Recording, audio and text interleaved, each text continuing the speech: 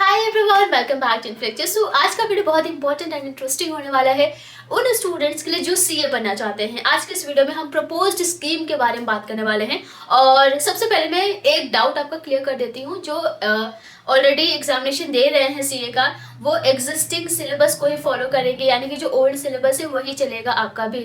और जो न्यू यानी कि अभी जो प्रपोज्ड स्कीम है, प्रपोज्ड स्कीम का मतलब ये है कि अभी ये फाइनलाइज नहीं हुआ है और अभी कई सारे फीडबैक लिए जाएंगे अदर इंस्टीट्यूट से। एंड जब ये फाइनल हो जाएगा तो जब नया सेशन होगा उन स्टूडेंट्स के लिए ये लागू होगा, उन पे ये इम्प्लीमेंट किया जाएगा। सो अगर आप सीए कर रहे हैं तो आपको अपना सिलेबस चेंज करने की जरूरत नहीं है। जिस सिलेबस को आप फॉलो कर रहे हैं वही आपका चलेगा, राइट। सो बिल्कुल बिगिनर से स्टार्ट करेंगे। यहाँ पे हम रोड मैप डिस्कस करेंगे, कैसे कैसे कौन कौन से स्टेजेस होते हैं एंड क्या क्या आपको फेस करना होगा सीए बनने के दौरान, कितने प्रैक्टिकल्स होंगे, ट्रेनिंग्स होगी, इंटर्नशिप्स होगी, ये सारी चीज़ें आपको यहाँ पे क्लियर होगी। एंड ये बिल्कुल न्यू कोर्स के अकॉर्डिंग होगी, ठीक है। तो बहुत इंपॉर्टेंट है, वीडियो को एंड तक देखिएगा। एंड ऐसे और भी इन्फॉर्मेशन के लिए आप चैनल को सब्सक्राइब करके नोटिफिकेशन ऑन कर सकते हैं। आइए स्टार्ट करते हैं। ओके, तो सीए एजुकेशन एंड ट्रेनिंग के प्रपोज्ड स्कीम के बारे में यहाँ पे हम बात करेंगे। ये एक फ्लो चार्ट है और इससे बहुत ईजिली आपको समझ में आएगा, ठीक है। सो स्टार्ट करते हैं। एंड यहाँ पे जैसे कि दो रूट है, foundation route and direct entry route. Foundation route के थ्रू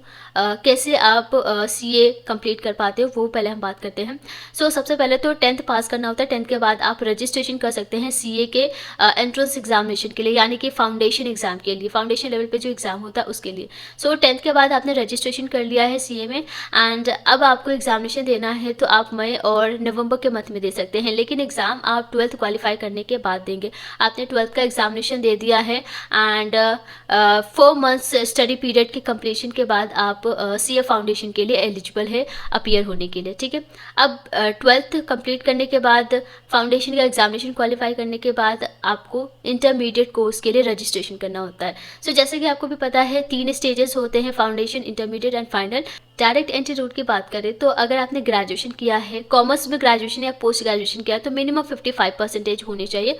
और अगर आपने बाकी किसी भी फील्ड से किया है, कॉमर्स बैकग्राउंड नहीं है आपका और आपने ग्रेजुएशन या पोस्ट ग्रेजुएशन किया है, तो कम से कम 60% होनी चाहिए, तभी जाके आप डायरेक्ट एंट्री रूट के थ्रू सीए कर सकते हैं। इसके अलावा क्या कंडीशन है, अगर आप अंडर ग्रेजुएट या फिर पोस्ट ग्रेजुएट के लास्ट ईयर में हैं तब भी आप यहाँ पर अप्लाई कर सकते हैं।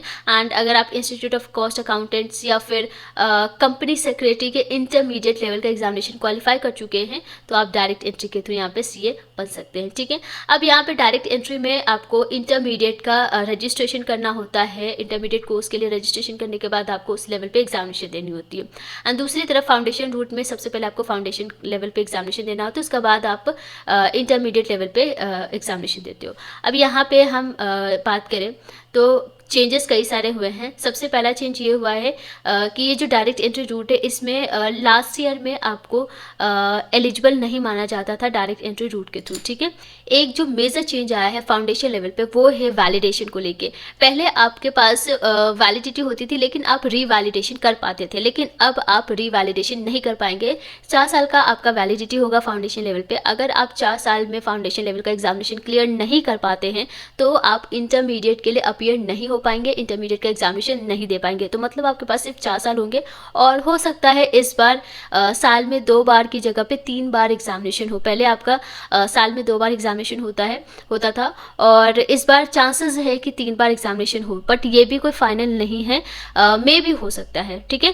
तो 4 साल की वैलिडिटी होगी फाउंडेशन लेवल पे। अगर आप क्लियर नहीं कर पाते हो तो आप डायरेक्ट एंट्री रूट के थ्रू आ सकते हैं। उसके लिए आपको ग्रेजुएशन में या पोस्ट ग्रेजुएशन में मिनिमम 55 और 60% मेंटेन करना होगा, राइट। आई होप ये क्लियर हो गया होगा। बहुत इंपॉर्टेंट पॉइंट है फाउंडेशन लेवल एग्जामिनेशन के लिए। अब नेक्स्ट हम बात करते हैं, जैसे ही आप फाउंडेशन का एग्जामिनेशन क्लियर कर लेते हैं उसके बाद आपको इंटरमीडिएट कोर्स के लिए रजिस्ट्रेशन करना होता है।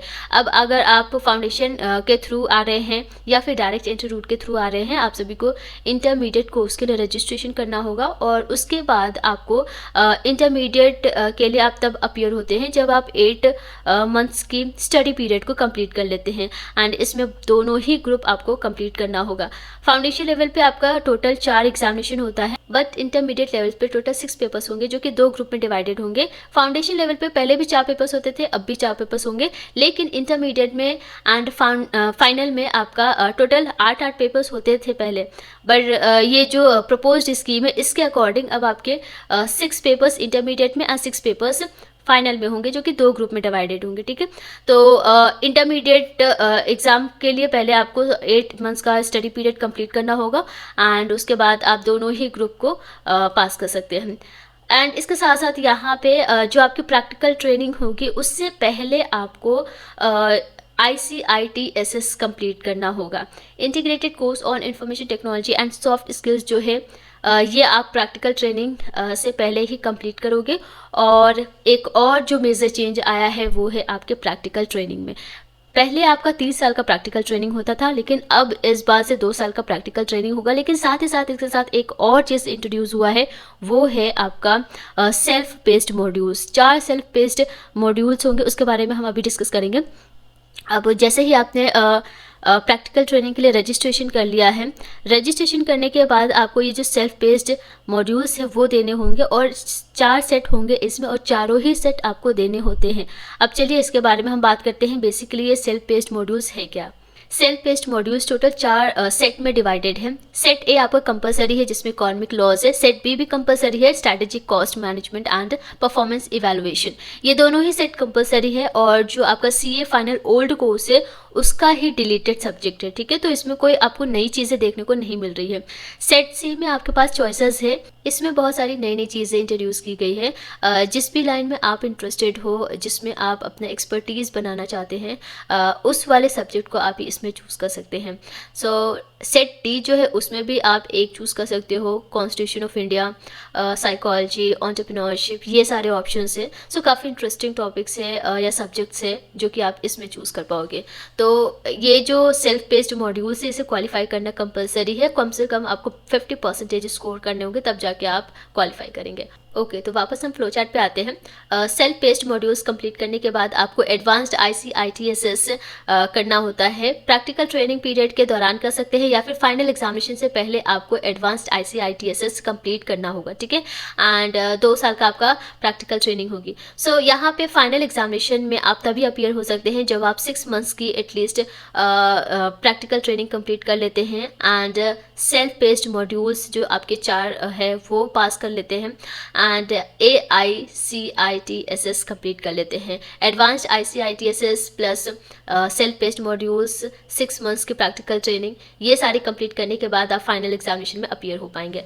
अब अगर आप फाइनल एग्जामिनेशन का दोनों ही जो ग्रुप है वो सक्सेसफुली कंप्लीट कर लेते हैं, उसके बाद आप ICAI के मेंबर्स के लिए मेंबरशिप के लिए अप्लाई कर सकते हैं। जैसे आप ICAI का मेंबर बन जाते हैं तो उसके बाद यहाँ पे भी एक चेंज है। पहले आप डायरेक्ट COP के लिए अप्लाई कर पाते थे, लेकिन अब आपको COP के अप्लाई करने से पहले 1 साल का 1 year post qualification work experience लेना होगा, ठीक है, इन CA फॉर्म। सो ये भी बहुत ही मेजर चेंज है। एंड COP अप्लाई करने से पहले आपके पास ये पोस्ट क्वालिफिकेशन वर्क एक्सपीरियंस होना चाहिए, ठीक है।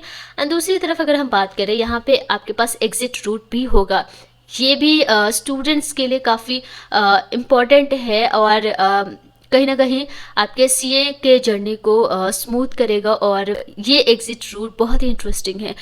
सपोज़ आप फाइनल एग्जामिनेशन सक्सेसफुल नहीं हो पाता है आपका, तो उस केस में आप BAA सर्टिफिकेट के लिए अप्लाई कर सकते हैं। बिजनेस अकाउंटिंग एसोसिएट से या BAA सर्टिफिकेट के थ्रू आप किसी भी इंडस्ट्री में वर्क कर सकते हैं। एंड ये बहुत स्टूडेंट्स के लिए हेल्पफुल रहेगा। अगर आप यहाँ पे सिलेबस, एग्ज़ाम पैटर्न एंड और भी CA न्यू पैटर्न कोर्स के बारे में जानना चाहते हैं, ज़्यादा से ज़्यादा आप हमें कमेंट करके बताओ एंड इस पर मैं और भी डिटेल वीडियोस डिफरेंट पार्ट में लेके आऊँगी। बट ये तभी पॉसिबल है जब आप अपना इंटरेस्ट कमेंट सेक्शन में शो करोगे, ठीक है। आज के लिए बस इतना ही, मिलते हैं नेक्स्ट वीडियो में इंटरेस्टिंग टॉपिक के साथ। So thank you so much and take care.